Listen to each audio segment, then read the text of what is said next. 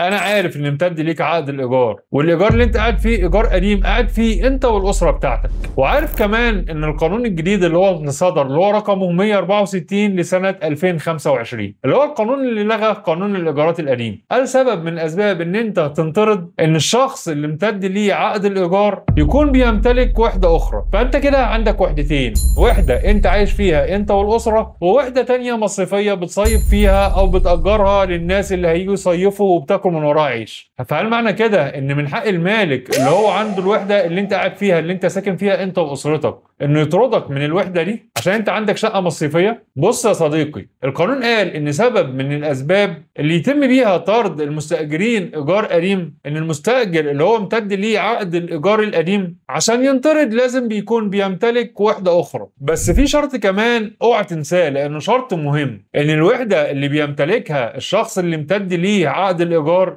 تكون قابلة للاستخدام في ذات الغرض المعد من أجله المكان المستأجر. يعني أنت قاعد في شقة سكنية لازم يكون عندك برضه شقة سكنية عشان تنطرد من الشقة اللي امتد ليك فيها عقد الإيجار القديم. فأنت قاعد في شقة سكنية لازم يكون عندك برضه شقة سكنية عشان تنطرد من الشقة اللي أنت موجود فيها ومأجرها إيجار قديم بغرض السكنة. على الأساس ده لا يجوز طرد شخص امتد ليه عقد شقة سكنية لو كان بيمتلك شقة تانية بس الشقة التانية غير سكنية، سواء بقى الشقة التانية دي عيادة، مكتب، وحدة مصيفية. فهنا مفيش طرد لغياب الشرط الخاص بأن الوحدة السكنية تكون قابلة للاستخدام في ذات الغرض المعد من أجله المكان المؤجر. عشان الموضوع يكون واضح أكتر ويكون فصلناه من كل الجوانب، الوحدة المصيفية إيه هي وإزاي بتتحسب؟ إزاي أقول الوحدة دي وحدة مصيفية مش الوحدة دي وحدة سكنية؟ بص يا سيدي، الوحدة المصيفية زي الوحدة اللي هي بتكون موجودة في الأماكن السياحية واللي بتستخدم خلال الصيف على أساس إن هو ده الاستغلال المألوف ليها، وده بيحكم العرف، عرف المكان اللي فيه الوحدة المملوكة. بفتكر هنا قرار وزاري كان صادر وحكم كمان لمحكمة النقض أباحت التأجير مفروش في شهر الصيف في مدينة الإسكندرية كلها، فبرضه الموضوع ده بيدخل ضمن الشقق المصيفية.